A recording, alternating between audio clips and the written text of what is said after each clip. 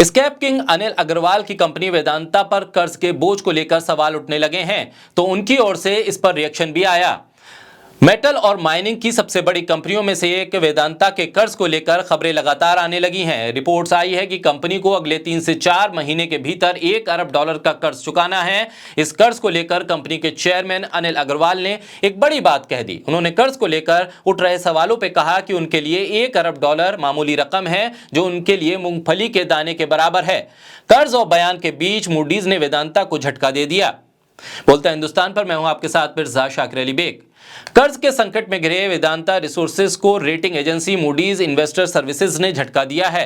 Moody's ने corporate family rating को downgrade करते हुए B3 से CAA1 कर दिया है। मूडीज ने वेदांता रिसोर्सेज द्वारा जारी किए गए अनसिक्योर्ड बॉन्ड पर CAA1 से रेटिंग घटाकर CAA2 किया।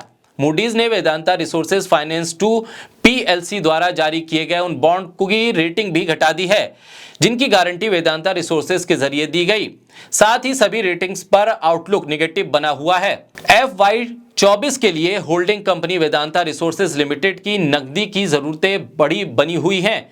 वैश्विक रेटिंग एजेंसी ने नोट किया है कि वेदांता रिसोर्सेज लिमिटेड ने फाइनेंशियल ईयर 2023 के दौरान अपने कर्ज का लगभग $2 बिलियन का भुगतान किया है।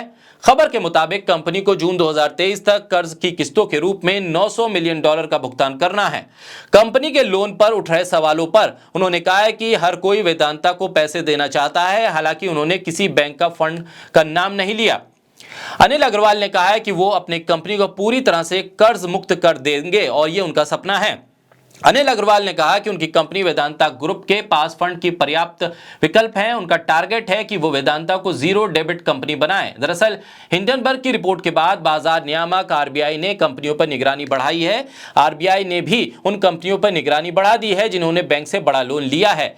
इन्हीं सब के बीच वेदांता के कर्ज को लेकर भी खबरें आई, लेकिन अनिल अग्रवाल ने कहा कि कंपनी पर $13 अरब से कम का कुल कर्ज था। उन्होंने कहा कि जीरो डेबिट कंपनी बनाने का सपना अब बहुत दूर नहीं है। मूडीज के इस कदम की वजह से वेदांता के शेयरों में गिरावट भी आई। BSES पर वेदांता का शेयर 1.98% गिरने के साथ 279 पर बंद हुआ। ऐसे में देखना होगा कि वेदांता कितनी जल्द अपने कर्ज को उतारता है और जो वेदांता के मालिक की तरफ से बयान आया है वो कितना सही साबित होता है।